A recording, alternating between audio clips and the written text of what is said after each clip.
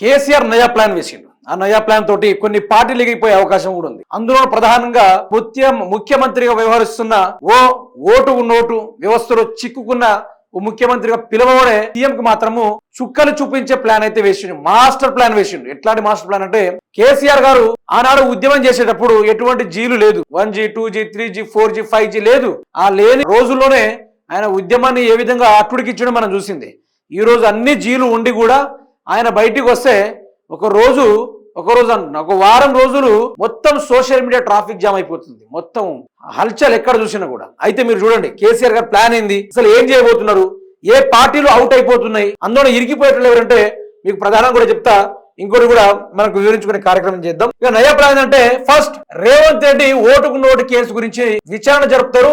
ఇతన్ని ఒకటి జైలుకైనా పంపిస్తారు. జైలుకైనా పంపించే కార్యక్రమాల్లో ఓటుకు నోటు కేసుని పూర్తి స్థాయి బయటకు వస్తుంది. ఎందుకంటే తెలంగాణ రాష్ట్రాన్ని ఏర్పడనీయకుండా రేవంత్ రెడ్డి గారు చేసిన కుట్ర అక్షరాల 50 లక్షలతోటి దొరికిపోయిన ముఖ్యమంత్రి రేవంత్ రెడ్డి గారు.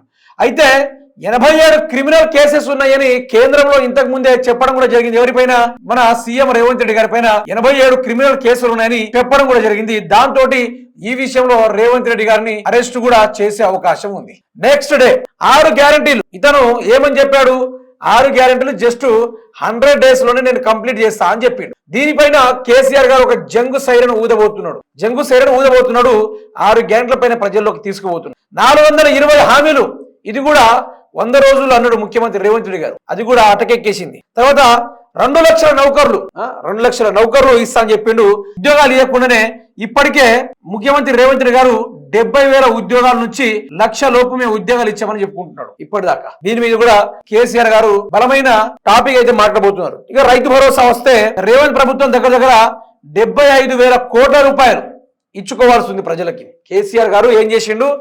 నాటుకు ఆయన డబ్బులు వేస్తే రేవంత్ రెడ్డి మాత్రం ఓటుకు డబ్బులు వేయడం కూడా జరిగింది.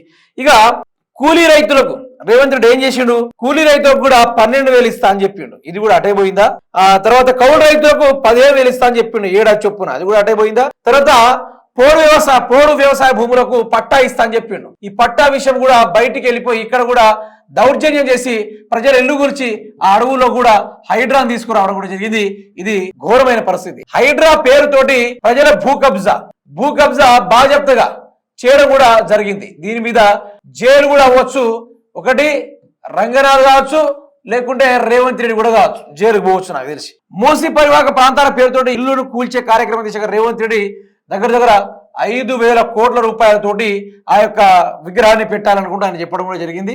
తర్వాత భూ కబ్జా, రేవంత్ రెడ్డి లెక్కలేని భూ కబ్జాలు నాకు తెలిసి దానిపైన పూర్తి స్థాయిలో ఈ విషయంలో మాత్రం అరెస్ట్ అవుతాడు పక్కాగా. ప్రభుత్వ భూములు అమ్ముడు, లేకుంటే విచ్చలవిడిగా ఈ రాష్ట్రం అప్పుల బాధలు లేకుంటే ఏ బాధలు తెలుసుకోకుండా విచ్చలవిడిగా అమ్ముడు అంటే అది ఆషామాషి ముచ్చట కాదు. తర్వాత టార్గెట్లోకి వస్తే ఈ బీజేపీ పార్టీ తెలంగాణ రాష్ట్రంలో ఉన్నా ఒకటే లేకున్నా ఒకటే. ఎందుకంటారా, ఇప్పుడు ఏ సమస్య జరిగినా ఆడ బీఆర్ఎస్ ఉంటుంది తప్ప ఏ చోట కూడా కాంగ్రెస్ కానీ లేకుంటే బీజేపీ కానీ ఎక్కడ ఉందా మిత్రులారా? ఏ ఏరియాలోనా ఇక్కడ కూడా ఉండదు. ఎందుకంటే వాళ్లకు నిద్ర వస్తుంది కాబట్టి, పడుకోవాలి కాబట్టి ఇది చేస్తారు. ఇన్ని రోజులుగా మీరు ఒకటి చూడాలి, ఇన్ని రోజులుగా వీళ్ళు ఏం చేశారు మిత్రులారా అంటే మీకు బ్రహ్మాండంగా వివరించాలి.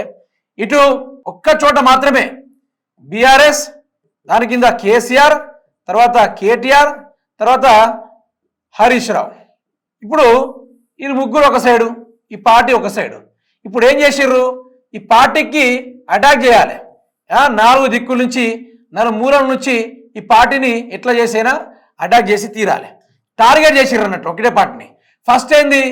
బీజేపీ పార్టీ, తర్వాత కాంగ్రెస్ పార్టీ, ఆ తర్వాత టీడీపీ పార్టీ, ఆ తర్వాత జాగృతి అనే కొత్త పార్టీ వచ్చింది, తర్వాత జాగృతి, ఆ తర్వాత జనసేన.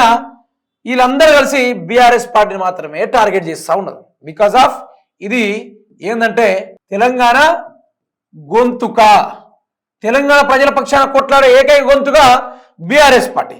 ఈ బీఆర్ఎస్ పార్టీ ఏం లేదు మిత్రులారా, పూర్తి స్థాయిలో దీన్ని టార్గెట్ చేయాలి. ఎట్లా చేసైనా దీన్ని టార్గెట్ చేయాలి. ఈ బీఆర్ఎస్ పార్టీ తెలంగాణ రాష్ట్రంలో లేకుండా చేయాలి.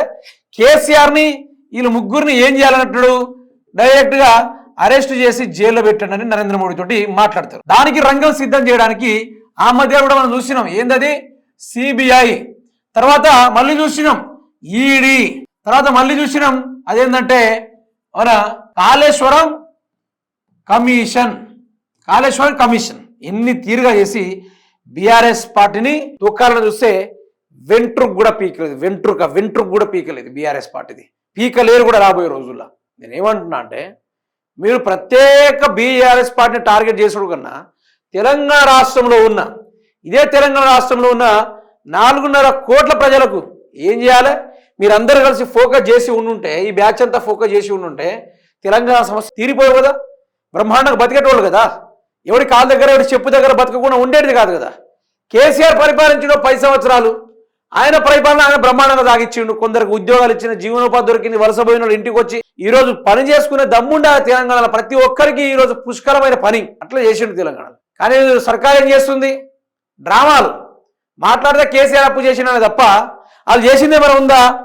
మాట అనుకుందాం, వాళ్ళు చేసిందేమైనా ఉందా? ఏం లేదు, చెయ్యరు కూడా, వాళ్ళతో కాదు కూడా. అందుకనే కేసీఆర్ బలమైన ప్లాన్ అనుకున్నాడు. కాంగ్రెస్ పార్టీ, బీజేపీ పార్టీ ఈ 2 పార్టీలు లేకుండా పోతే టీడీపీ, జనసేన అవి పొలిమేర కూడా దాటదు ఆ పార్టీలు. పొలిమేర దాటితే కేసీఆర్ ఏం చేస్తాడో వాళ్ళకి బాగా తెలుసు. అందుకని వాళ్ళు పొలిమేర దాటాలంటే 1కి 1000 సార్లు ఆలోచించుకొని దిగుతారు. కానీ వీళ్ళకి మాత్రం పటాపంచులు అవుతుంది. ఈ పార్టీలు అడ్రస్ లేకుండా పోతే చూడండి మీరే.